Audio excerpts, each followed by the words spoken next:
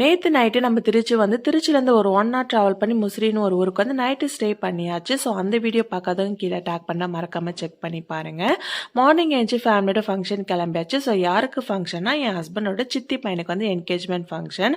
ஆக்சுவலாக பையனோட ஊர் வந்து திருச்சி, பொண்ணு ஊர் வந்து முசிறி. ஸோ முசிறியில் தான் வந்து என்கேஜ்மெண்ட் ஃபங்க்ஷன் வச்சுருந்தாங்க. அது குட்டிக்கு செம்ம ஹாப்பி. அவங்க ஃப்ரெண்ட்ஸ் எல்லாம் மீட் பண்ணி செம்மையாக என்ஜாய் பண்ணிட்டு இருந்தாரு. நானும் ஹஸ்பண்டும் சேர்ந்து பொண்ணுக்கும் மாப்பிள்ளைக்கும் நலங்களாக வச்சுட்டு ஃபைனலாக ஃபங்க்ஷன் நல்லபடியாக முடிச்சாச்சு.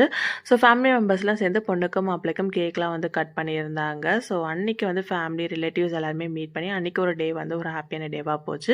ஃபைனலாக என்ன சாப்பாடு தான் வடை, பாயசம், மோர், ரசம்ட்டு நல்லாவே சாப்பிட்டுட்டு அன்னைக்கு நைட் நாங்கள் சென்னை கிளம்பியாச்சு. ஊர்லேருந்து வரப்போ நான் எவ்வளோ ட்ராவல் எக்ஸ்பீரியன்ஸ் என்ஜாய் பண்ணிட்டு வந்தேனோ, மறுபடியும் நான் ஊருக்கு போகிறப்போ இதுதான் என்னோட லைஃப்லேயே ரொம்ப வேர்ஸ்டான ஒரு ட்ராவல் எக்ஸ்பீரியன்ஸ். அன்னைக்கு முகூர்த்தம்ன்றதுனால எல்லா பஸ்ஸுமே புக்டு. ஸோ வந்து நைட் 8:30 மணிக்கு திருச்சியில் வந்து பஸ் ஏறணும். அநியாயத்துக்குன்னு உருட்டி ஊர் உலகத்தெல்லாம் சுற்றி காட்டி 9 மணி நேரம் ட்ராவல் பண்ணி ஏர்லி மார்னிங் 5:30 மணிக்கு தான் சென்னையே வந்து ரீச் ஆனோம். நொந்து நூடுல்ஸ் ஆகி தான் வீட்டுக்கே வந்தோம்.